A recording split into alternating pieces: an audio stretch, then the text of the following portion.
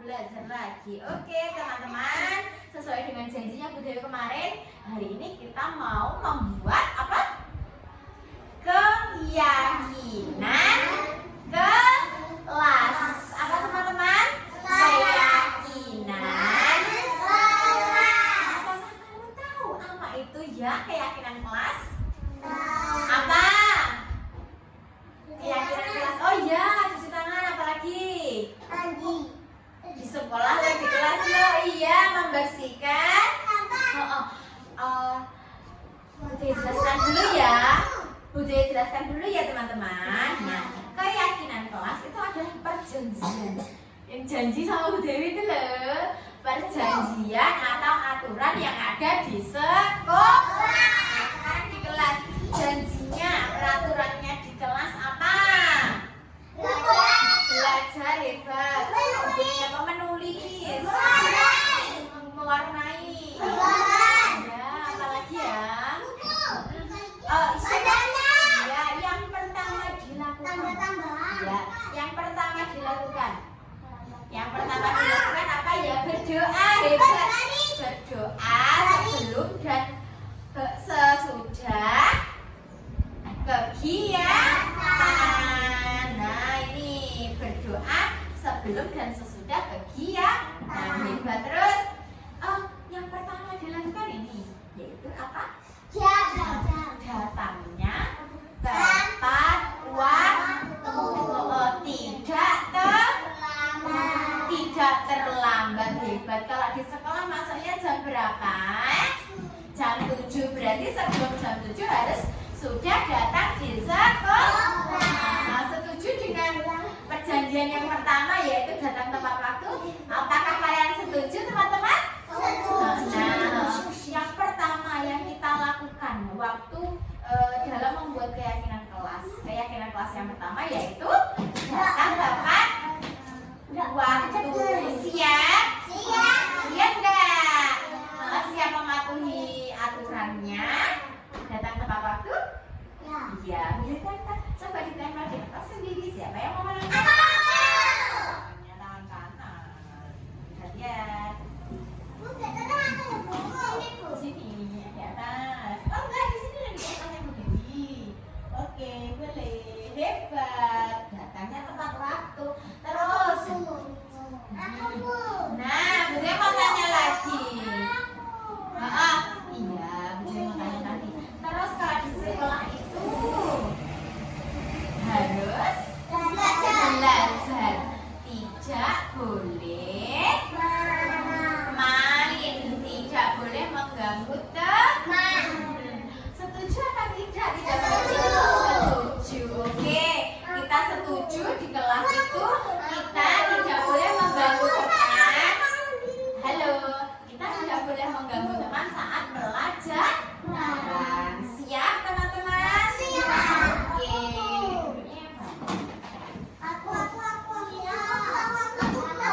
Siapa yang mau nambah?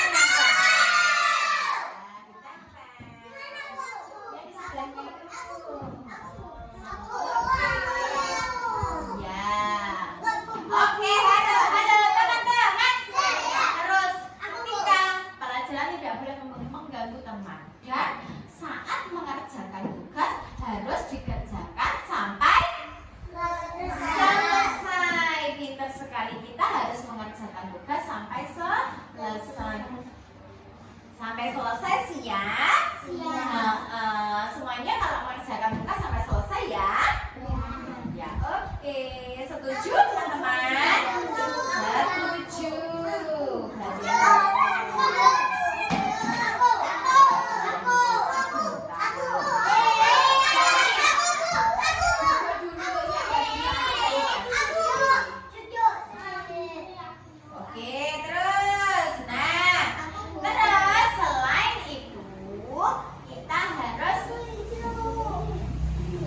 Kita harus berteman dengan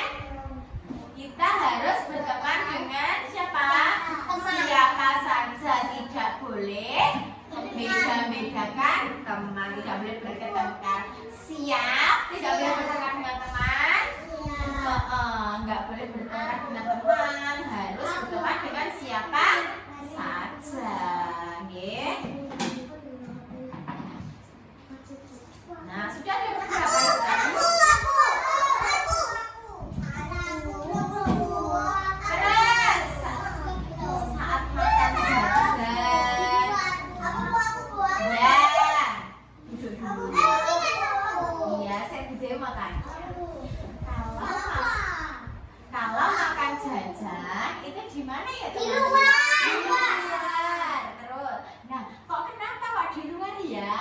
Nanti kotor. Nanti kotor lah gimana?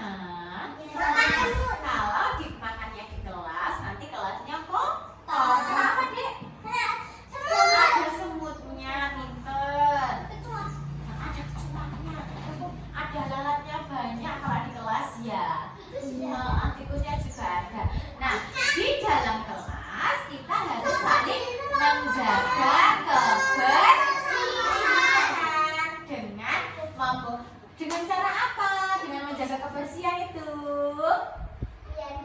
Ya, caranya gimana biar kita menjaga kebersihan itu? Iya, hebat, memasukkan sampah ke tempat sampah. Bisa kita lakukan? Janji mematuhi aturan? Oke. Kalau tadi sudah cewek, sekarang gantian yang cowok. Oke, kita baca sama-sama dulu peraturan kelas kita. Oh, duduk dulu semuanya ya. Kesepakatan kelas kelompok B, TK dan wanita. Yang pertama, teman-teman. Yang pertama lagi apa? Datang tepat waktu, hebat. Yang kedua, tidak boleh mengganggu saat pelajaran, hebat. Yang ketiga, membuang sampah di tempat sampah ya, dengan menjaga kebersihan kelas, hebat. Makanya tidak boleh di kelas seperti itu. Terus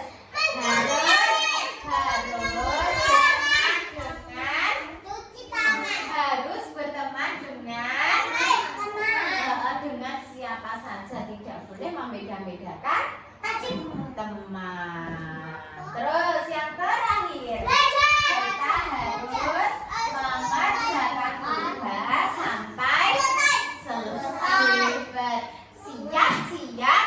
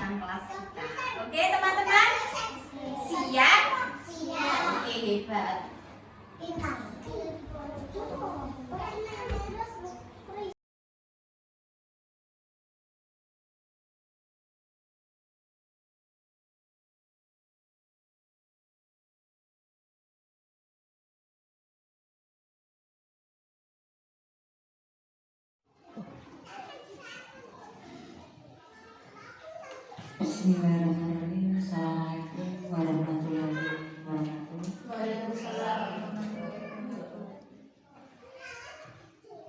Ibu yang saya hormati, alhamdulillahirrahmanirrahim. Wassalatu wassalamu ala alihi washabihi ajmain. Yang terhormat Kepala Sekolah PK Dharma Wanita, yang kami hormati calon guru penggerak angkatan 11 Kabupaten Ponorogo, Ibu Widya Putri Dewi SPG, serta hadirin yang berbahagia. Puji syukur alhamdulillah pada Allah Subhanahu wa Ta'ala yang telah memberikan kita iman, kita nikmat Islam dan nikmat kesempatan pada pagi hari ini menjelang siang kita dan panjenengan bisa berkumpul dalam acara sosialisasi pengimbasan budaya positif guru penggerak angkatan 11 Kabupaten Ponorogo. Sholawat serta salam semoga senantiasa tercurah kepada junjungan kita Nabi Agung Muhammad SAW. Saya di sini sebagai pembawa acara, izinkan saya membacakan di hari ini. Acara yang pertama yaitu pembukaan, yang kedua penyajian materi, dan yang ketiga sesi tanya jawab, dan yang keempat penutup. Untuk menyaksikan mari acara ini kita buka dengan bacaan Bismillah. Yang selanjutnya yaitu penyajian materi. Ada Ibu Widya Putri Dewi CGP angkatan 11 Kabupaten Ponorogo, saya persilakan.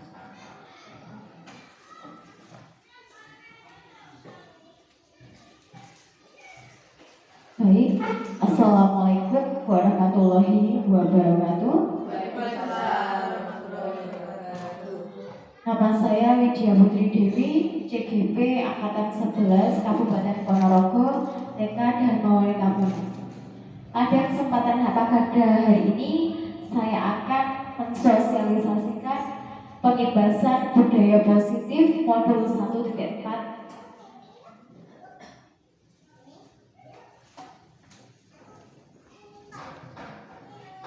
Nah, berikut ini merupakan kegiatan diseminasi di sekolah mengenai pemahaman budaya positif di sekolah saya.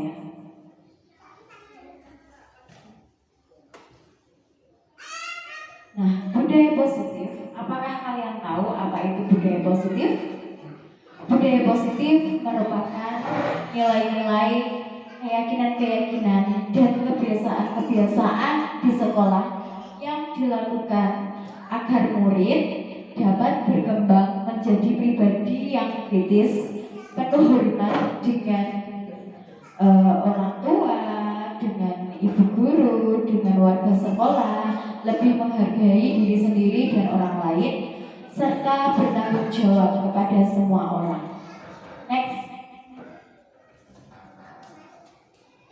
Konsep utama budaya positif yang pertama, perubahan paradigma baru, paradigma belajar. Yang kedua, disiplin positif. Yang ketiga, kebutuhan dasar manusia. Yang keempat, nilai kebajikan universal. Yang kelima, 5 posisi kontrol guru. Yang keenam, keyakinan kelas. Dan yang terakhir adalah segitiga restitusi. Pada kesempatan hari ini kita mau membahas tentang mengulas tentang 7 konsep utama budaya positif. Next. Nah, yang pertama, pembelajaran dengan paradigma baru. Pembelajaran dengan paradigma baru dirancang dengan prinsip pembelajaran yang terdiferensiasi sehingga setiap siswa itu belajar sesuai dari tahap perkembangannya untuk mewujudkan profil pelajar Pancasila. Apa ya profil pelajar Pancasila itu? Next.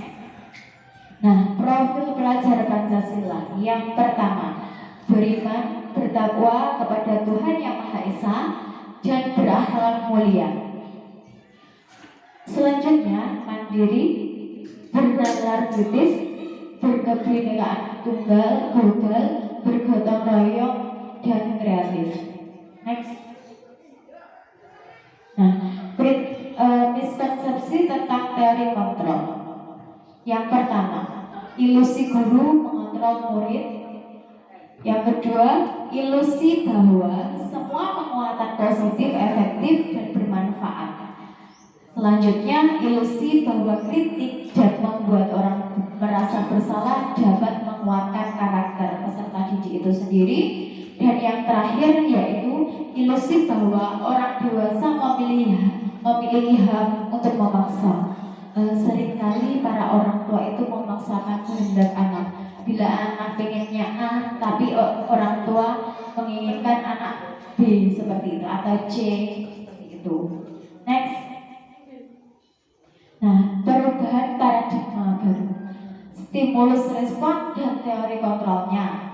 Nah, yang pertama, realitas atau kebutuhan kita sama, tapi teori kontrolnya realitas kebutuhan kita berbeda. Jadi berbanding terbalik antara stimulus respon dan teori kontrol itu.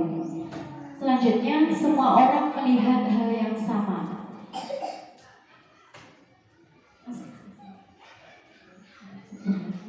Nah, teori kontrolnya setiap orang memiliki gambaran berbeda. Selanjutnya kita mencoba mengubah orang agar berpandangan sama dengan kita. Tapi teori kontrol itu kita berusaha memahami pandangan orang lain tentang dunia.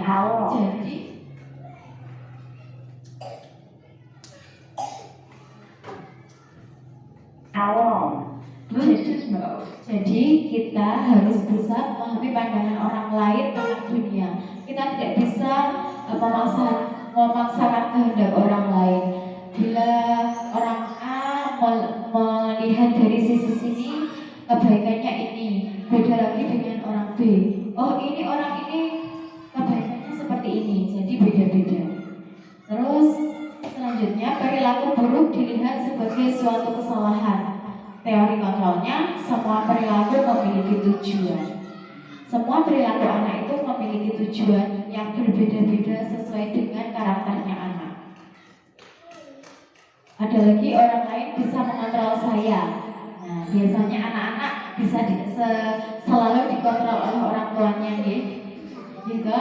Tapi dari kontrolnya semua hanya Anda yang bisa mengontrol Anda sendiri. Jadi anak itu hanya anak sendiri yang bisa mengontrol dirinya. Bila disuruh-suruh, misalnya disuruh orang tuanya mengambilkan handphone atau gimana, anaknya nggak mau, saya masih mainan gitu.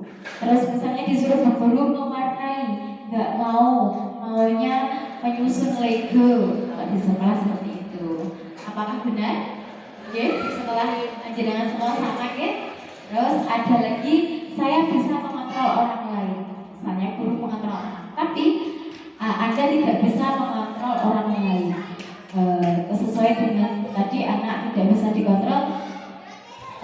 Semua anak hanya bisa mengontrol dirinya sendiri. Apakah kalian mau jika disuruh-suruh dikontrol oleh orang lain? Kan tidak mau, sesuai dengan karakternya jenengan sendiri-sendiri. Terus pemaksaan ada pada saat bujukan gagal. Kolaborasi dan konsensus menciptakan pilihan-pilihan baru. Apabila anak dibujuk-bujuk atau jenengan dibujuk, kan tidak mau. Tapi bagaimana cara kita agar anak itu bisa diarahkan dengan berkolaborasi dan konsensus dalam menciptakan pilihan yang kita inginkan itu. Terus yang terakhir, model berpikir menang atau kalah. Itu biasanya anak, oh saya yang menang dalam lomba apa gitu, saya yang menang. Tapi anak itu kadang ada yang tidak mau dalam kekalahan-kekalahannya, maunya hanya menang sendiri. Terus teori kontrolnya, model berpikir menang-menangan, gitu. Pasti dalam sifat anak memiliki karakter seperti itu. Okay? Next. Makna dari disiplin selanjutnya yaitu kata disiplin seringkali dihubungkan dengan peraturan atau hukuman. Padahal itu sekali berbeda. Karena belajar tentang disiplin positif itu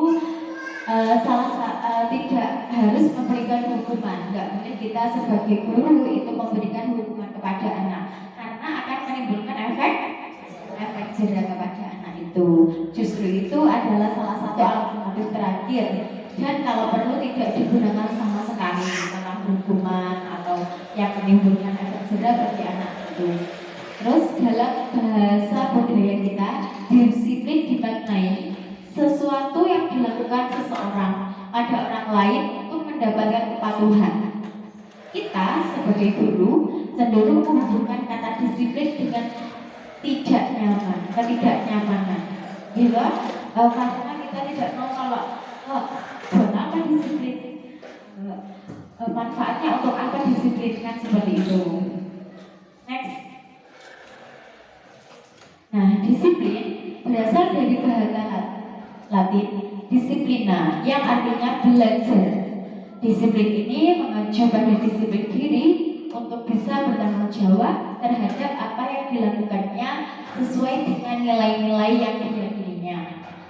Sebagai pendidik, tujuan kita dalam menciptakan anak-anak yang memiliki karakter disiplin, sehingga mereka bisa berperilaku dengan mengacu pada nilai-nilai kebijakan universal dan memiliki motivasi intrinsik dan ekstrinsik.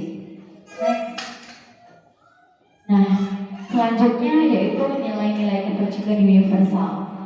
Apa sih yang dimaksud dengan kebajikan universal?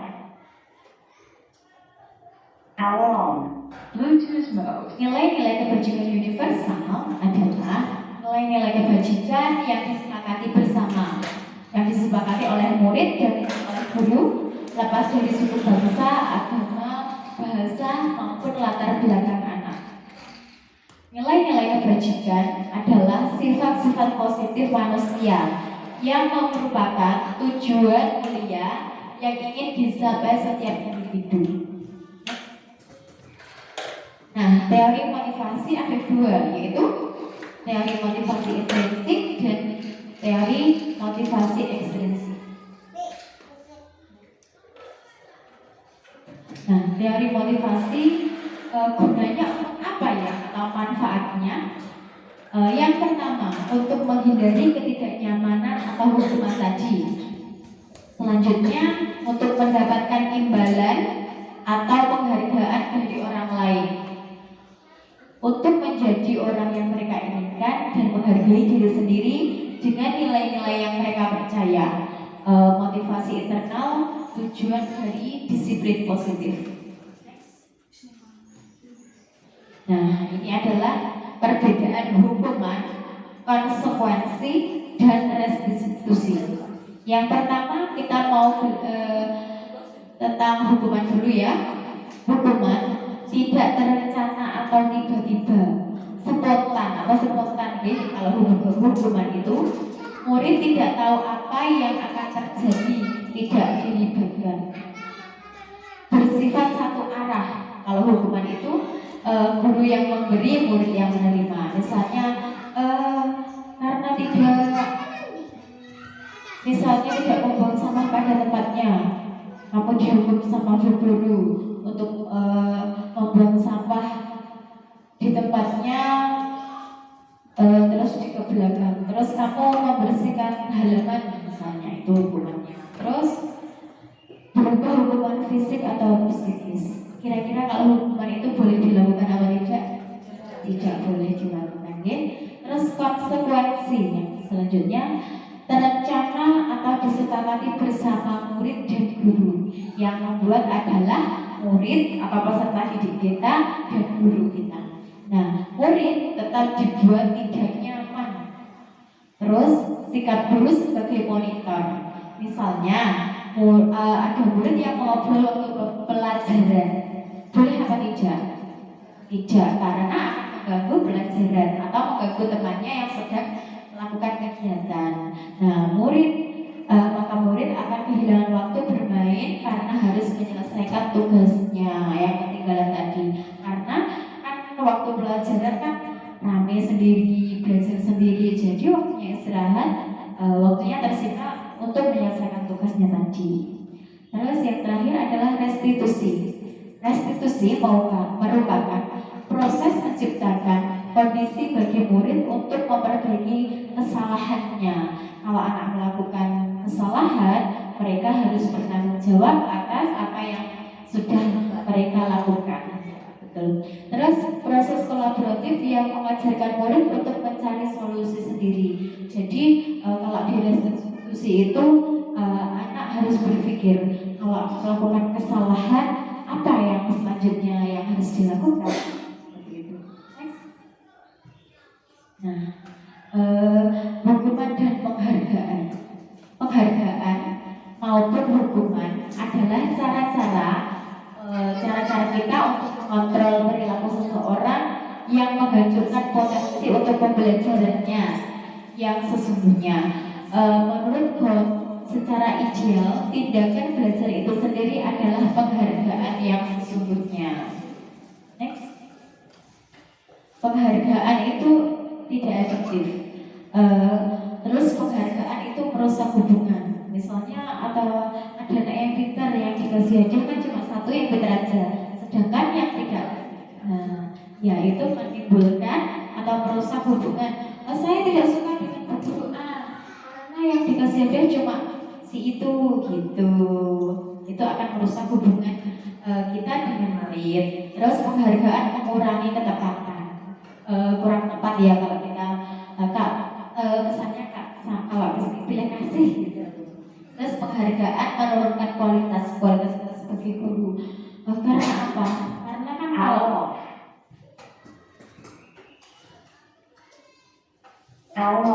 yang dikasih penghargaan cuma satu, yang lain menimbulkan kecemburuan itu. Terus penghargaan mematikan kreativitas anak. Saya tidak mau membuat yang bagus, baliknya dapat hadiah nanti cuma yang itu gitu. Terus penghargaan hukum, bisa menghukum anak. Next. Nah, selanjutnya yaitu keyakinan kelas. Mengapa keyakinan kelas itu? Mengapa bukan peraturan kelas? Ada yang tahu? Ada yang sudah tahu atau belum?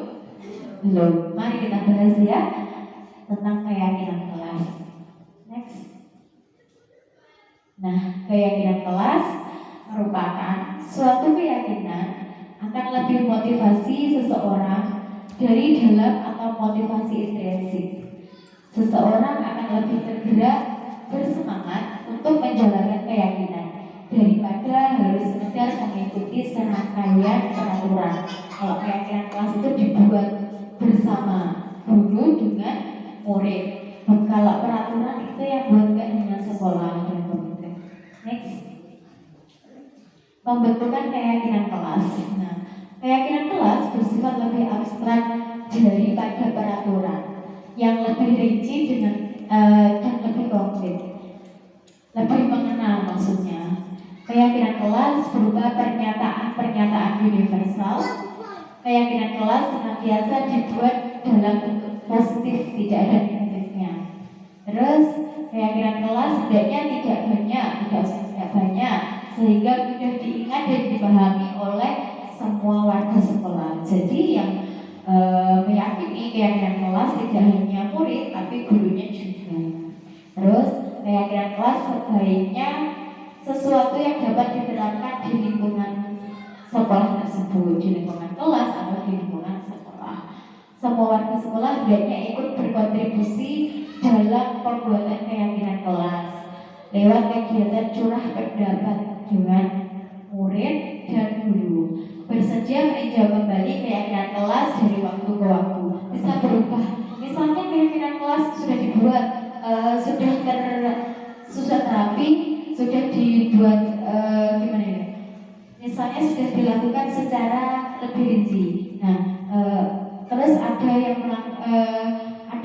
keyakinan yang belum disepakati bersama, bisa dirubah atau ditambah atau dikurang. Next. Nah, ini contohnya ketika saya melakukan kegiatan pembentukan keyakinan kelas.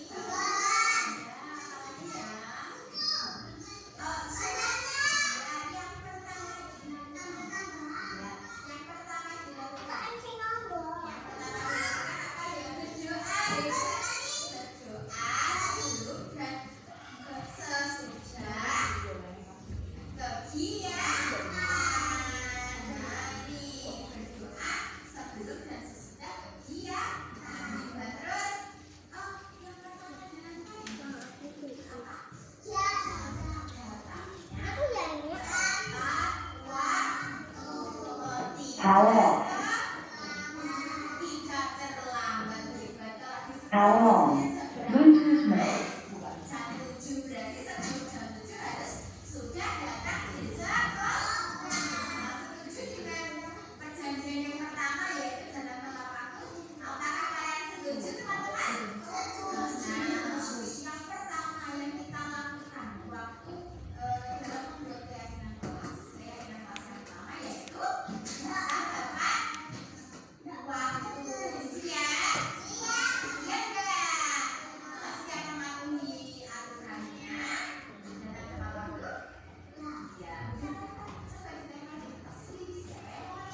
Ya. Coba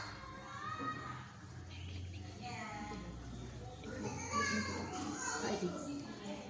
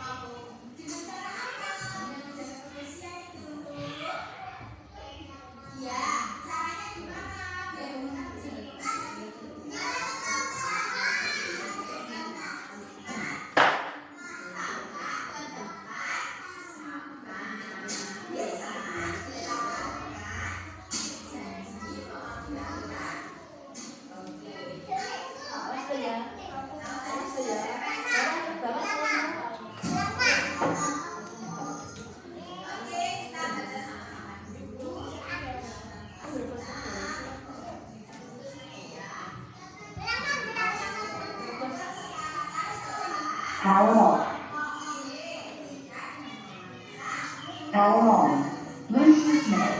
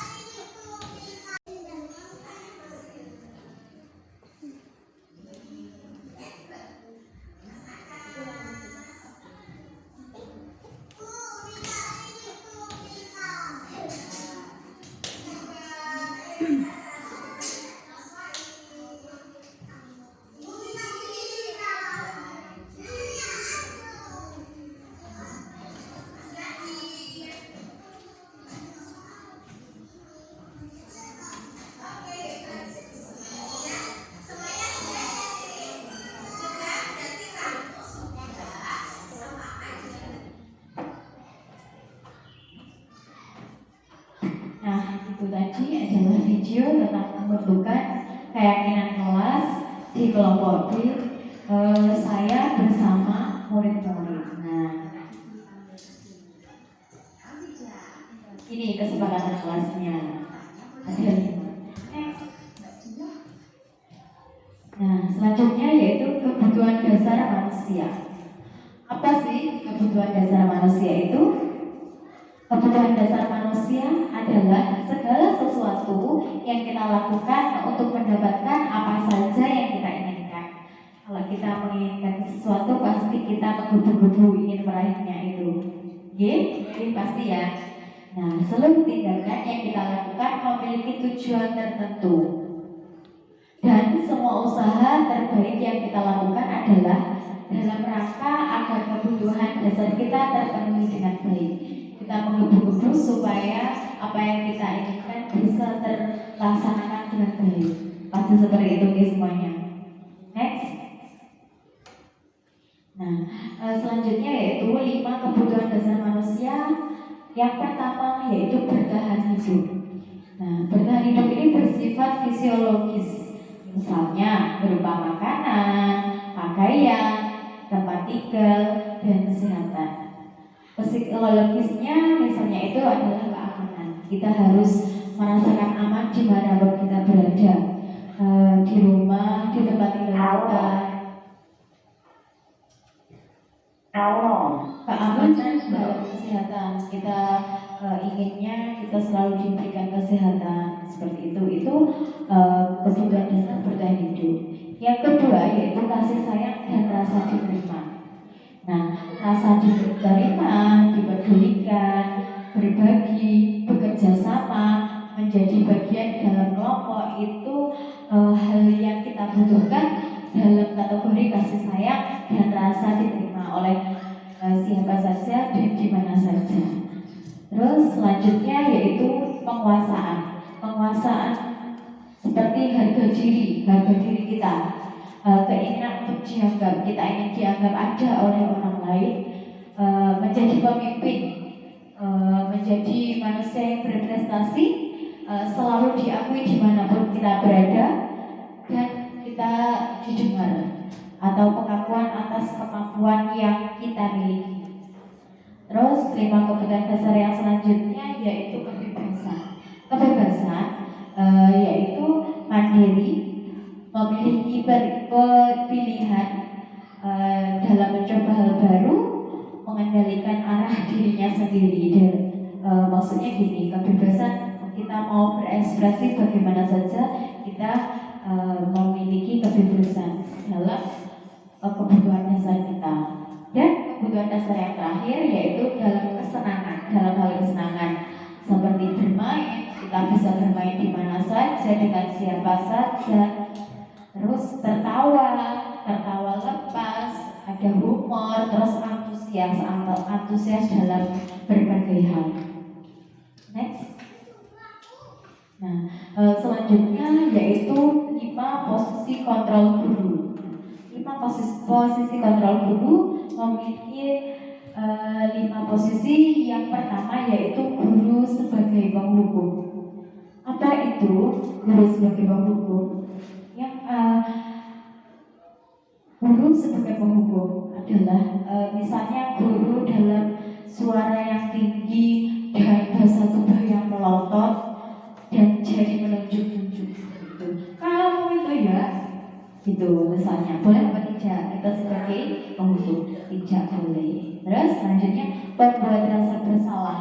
Guru sebagai pembuat rasa bersalah dengan misalnya dengan nada suara yang memelas atau halus, sedih, tubuh merapat pada anak dan lesu. Itu kurang baik dilakukan oleh guru. Yang ceria malas. Nanti akan saya jelaskan contoh-contohnya seperti ini. Terus yang ketiga, guru sebagai teman. Nada suaranya ramah dengan anak. Gurunya juga akrab dan juga bercanda dengan anak. Bahasa tubuh merapat pada murid, mata dan senyum jenaka. Tuh. Terus guru sebagai pemantau, yaitu nada suaranya datar saja, biasa-biasa saja. Bahasa tubuh yang digunakan formal, terlalu resmi kalau dengan anak, kurang sekali ya kalau pemantau itu. Terus yang terakhir adalah posisi kontrol guru sebagai manajer. Nah, nada suaranya tulus dilakukan oleh guru kepada murid.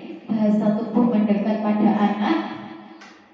Guru berbuat sesuatu bersama dengan murid, mempersilahkan murid mempertanggungjawabkan apa yang dilakukan, perilaku yang dilakukan anak tadi. Terus mendukung murid menemukan solusi atas masalahnya dan memecahkan masalah anak. Nah, contoh-contohnya next. Nah ini, misalnya ini ada contoh kasus tidak merapikan mainan. Nah, kalau di sekolah anaknya banyak, pasti ayel-ayelan, tidak mau merapikan ke tempatnya. Kalau belum selesai, nanti siapa yang mau bereskan mainan? Kan gak ada. Terus contoh gurunya sebagai penghukum, gini bicaranya, ayo cepat rapikan. Kira-kira kalau guru seperti itu baik apa tidak ya? Kurang baik ya. Terus guru membuat rasa bersalah. Nah, contoh kalimatnya. Berapa kali ibu harus beritahu kamu ya, kecewa sama kamu. Kata-kata kecewa itu membuat anak merasa bersalah atas diri yang dilakukannya tadi. Next. Nah, ada lagi guru sebagai teman. Contoh kalimatnya, ya sudah, kali ini tidak apa-apa, nanti ibu bantu bereskan. Nah, kalau ini tidak apa-apa, kalau besok diulangi lagi, nanti kalimatnya guru juga seperti itu lagi, dan anak tidak akan bertanggung jawab atas perilakunya. Terus selanjutnya yaitu guru sebagai pemantau. Misal contoh kalimatnya, bila anak tidak merapikan mainan, kamu tahu peraturannya apa? Apakah kamu tahu konsekuensinya? Nah, ibu guru juga cuma memantau tapi tidak ada solusinya. Terus yang terakhir, next, guru sebagai manajer. Nah, ini sangat tepat sekali ya dilakukan oleh guru kepada murid dalam menangani kasus, contoh-contoh kasus. Nah, kalimatnya misalnya, apakah kamu tahu kesalahan kamu? Terus gurunya memberikan kalimat lagi, bagaimana kamu memperbaiki kesalahan kamu? Ada sebab, ada akibat. Jadi kalau anak sudah melakukan kesalahan, nanti anak itu juga harus berpikir kritis dalam menangani kasusnya. Bagaimana cara mengatasi dan solusinya apa? Apakah sudah paham? Next. Nah, sekarang saya yang mau bertanya. Ada kalimatnya gini, saya kecewa sekali denganmu. Kira-kira posisi kontrol apa ya aku? Yang pertama tadi, posisi kontrol apa? Ya, gini, saya kecewa sekali denganmu gitu. Posisi kontrol apa ya? Posisi aku itu apakah penghukum, membuat rasa bersalah, teman, pemantau, apa manajer ya? Apa ya? Apa? Nah, saya merasa kecewa sekali denganmu. Nah, itu sebagai pembuat rasa bersalah. Hebat sekali ibu-ibu. Next. Nah, terus posisi yang ini selanjutnya, kamu tidak pernah benar melakukannya. Posisi kontrol apakah aku?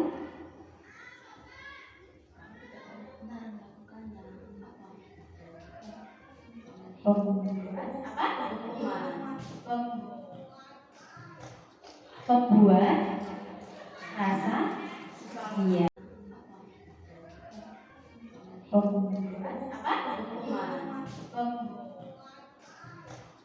Pembuat rasa iya, pembuat rasa bersalah. Hebat sekali. Terus next, selanjutnya yang ketiga, apa rencana untuk menyelesaikan masalah ini? Posisi kontrol apakah aku? Guru sebagai ya, pembimbing atau sebagai teman. Tepat sekali ibu. Next. Nah, ada lagi, ayolah lakukan demi ibu. Tuh. Posisi kontrol apakah aku? Ya, sebagai pemantau, dulu hanya memantau saja. Terus selanjutnya, next. Nah, kamu tidak akan mendapat nilai jika tidak mengerjakan tugas. Tuh. Posisi kontrol apakah aku? Penghubung, hebat, tepat sekali. Selanjutnya,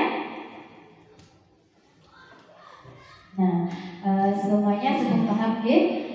5 posisi kontrol guru sebagai teman, guru sebagai penghukum, guru sebagai pemantau, guru membuat rasa bersalah, dan guru sebagai manajer.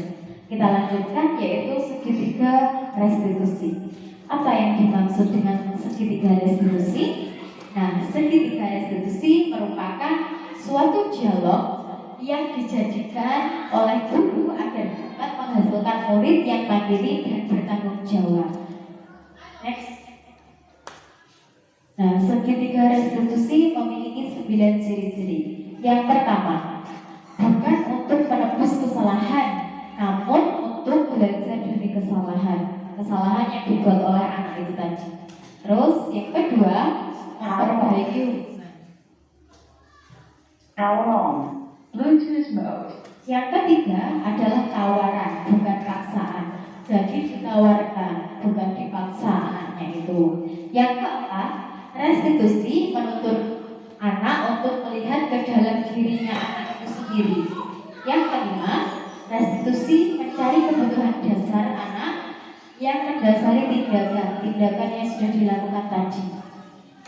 Nomor 6, restitusi diri adalah cara yang paling baik untuk memperbaiki diri. Yang ketujuh, restitusi fokus pada karakternya anak itu ditanamkan lebih mendalam, bukan hanya tindakannya saja. Terus yang kedelapan, restitusi fokus pada solusi yang akan dihasilkan itu. Dan yang terakhir, restitusi mengembalikan murid yang berbuat salah pada kelompoknya. Kalau dalam satu kelompok misalnya tadi tidak membereskan mainan, kan salah-salahan dengan teman-temannya, apa yang harus dilakukan? Next. Nah, ini segitiga restitusi ada 3. Yang pertama, menstabilkan identitas. Yang kedua, validasi tindakan yang salah. Dan yang ketiga, menanyakan keyakinan kelas yang sudah dibuat tadi. Next.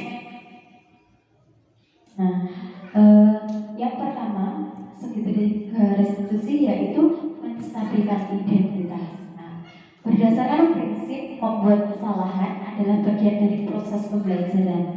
Nah, berbuat salah itu wajar. Tidak ada murid yang sempurna, karena kesempurnaan milik Allah Subhanahu wa Ta'ala. Saya pernah melakukan kesalahan itu. Bapak atau ibu tidak mencari siapa yang salah, tapi bapak atau ibu mencari solusi dari permasalahan ini. Kamu berhak merasakan begitu. Ini contoh kalimatnya kita sebagai pendidik kepada murid kita. Next, yang kedua yaitu validasi tindakan yang salah. Pada berdasarkan prinsip setiap perilaku berupaya memiliki suatu kebutuhan. Contoh kalimatnya, kamu pasti punya alasan dalam melakukan ini, melakukan kesalahannya tadi maksudnya. Terus, padahal kamu bisa melakukan lebih buruk dari ini. Kamu patut bangga pada dirimu sendiri karena kamu telah melindungi sesuatu yang penting buatmu. Kamu melakukannya karena mempertahankan sesuatu yang penting bagimu. Ini contoh kalimatnya. Terus yang terakhir, yang ketiga adalah next, menanyakan keyakinan. Nah, berdasarkan prinsip yang dikontrol bahwa pada dasarnya kita termotivasi secara intrinsiknya dalam diri kita. Nah, contoh kalimatnya, apa keyakinan kita, kelas kita, nilai-nilai apa yang telah kita kesepakati bersama, seperti apa gambaran kelas yang ideal menurut kalian, atau menurut kamu, terus kamu ingin menjadi orang seperti apa. Next. Nah, ini adalah contoh kegiatan restitusi.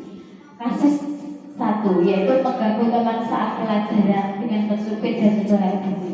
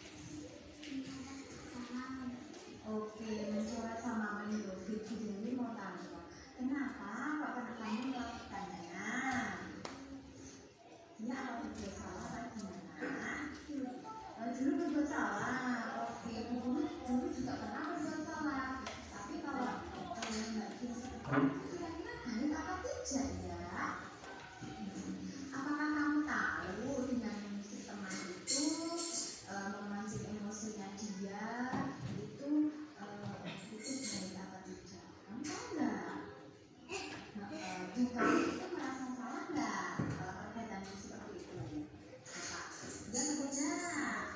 Oke, baik, oke. Halo. Di sini bukan mencari siapa yang Halo. siapa. Bluetooth mode. Tidak salah, tapi di sini begitu mencari solusinya, penyelesaiannya sama-sama, berpikir sama-sama terhadap apa yang kita lakukan itu, gitu ya. Kamu pasti punya alasan, yaitu karena kamu dulu pernah disublir, ya, makanya kamu melakukannya itu, ya toh? Ya, nah, pasti kalian merasa kesel toh? Marah toh kalau dulu itu sama. Cuma kamu lagi juga merasa kesel, merasa marah kamu lakukan seperti itu. Ya enggak? Nah, apakah kamu merasa senang melakukan seperti itu tadi? Tidak, oke. Kamu tahu nggak apa yang kamu lakukan itu menyakiti orang lain?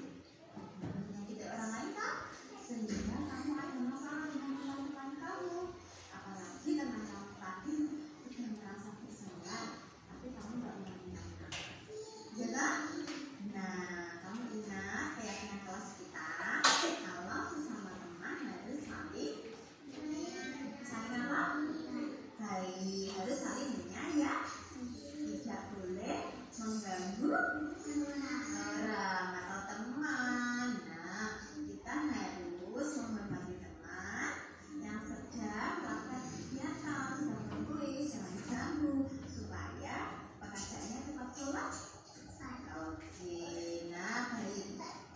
Sekarang apa yang bisa kamu lakukan untuk masalah kamu dengan teman?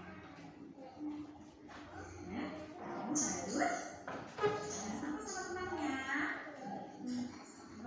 Minta maaf, pintar sekali. Oke. Terus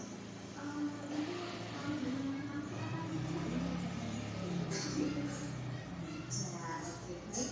Sekarang kamu menghadapi teman kamu minta maaf sama teman kamu ya. Oke, mau? Oke, pasti bisa. Kamu lihat aja dulu. Pintar. Sekarang minta maaf sama. Oke, berikut tadi adalah kegiatan segitiga restitusi dengan contohnya yaitu mengganggu teman saat pelajaran. Semuanya itu tadilah sosialisasi, diseminasi, pengebasan budaya positif dari saya. Ada kurang lebihnya saya mohon maaf. Bila itu hidayah. Wassalamualaikum warahmatullahi wabarakatuh. Terima kasih. Sesi selanjutnya yaitu tanya jawab. Mungkin Bapak Ibu ada yang perlu ditanyakan lagi atau pas atau ini kemauan atau jelas setunggal mawon.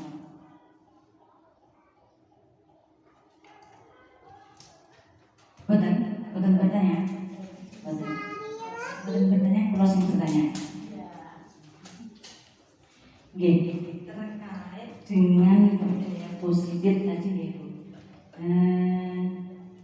Budaya positif itu kita terapkan di sekolah kita masing-masing ya.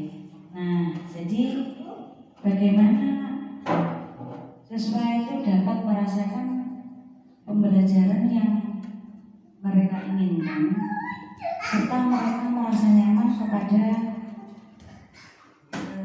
ibu gurunya walaupun pelajarannya itu tidak disenangi oleh anak, tapi mereka itu senang dengan ibu gurunya. Bagaimana penjenengan mensiasati anak-anak itu rindu akan sekolah dan rindu akan guru, bukan rindu dengan pelajaran, karena pelajaran itu nomor sekian. Terima kasih.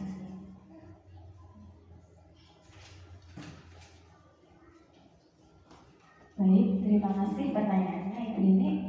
Saya akan menjawab pertanyaan Ibu bagaimana cara anak agar bisa aman nyaman di sekolah, terus agar selalu merindukan gurunya, merindukan sekolahnya. Oke. Yang pertama yang dilakukan dengan adanya Bluetooth mode. dengan adanya budaya positif yang ada di sekolah tadi, siswa atau peserta didik dapat merasa nyaman, aman, dan menyenangkan dalam pembelajaran. Nah, karena sudah ada aturan-aturan yang berlaku, jadi kan tidak ada yang disalah-salahkan. Misalnya tidak membereskan mainan. Kalau sudah ada sudah ada budaya positif, disiplin positif yang sudah diterapkan, maka anak akan bertanggung jawab akan kesalahan-kesalahan dan tidak akan mengulang lagi. Terus selain itu juga meningkatkan motivasi belajar anak dengan suasana belajar yang menyenangkan atau kondusif. Caranya kita sebagai guru di zaman era digital seperti ini, kita bisa melakukan dengan banyak hal, menggunakan media pembelajaran yang menyenangkan, yang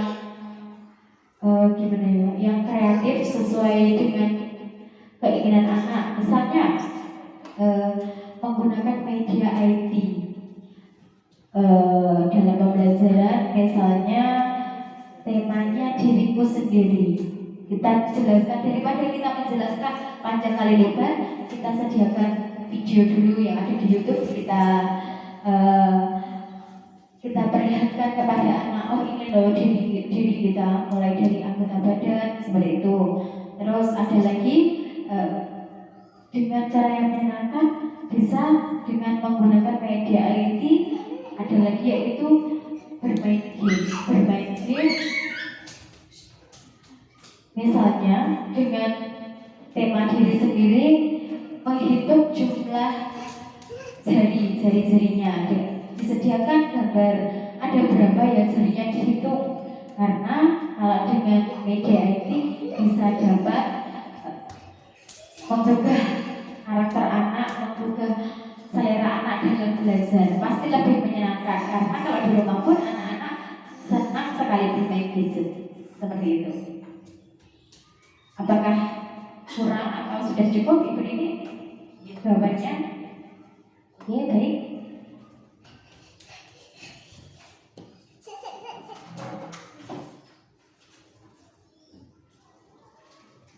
Terima kasih Bu Dewi atas jawabannya. Semoga bisa menginspirasi saya untuk mengajarkan anak-anak di sekitarnya.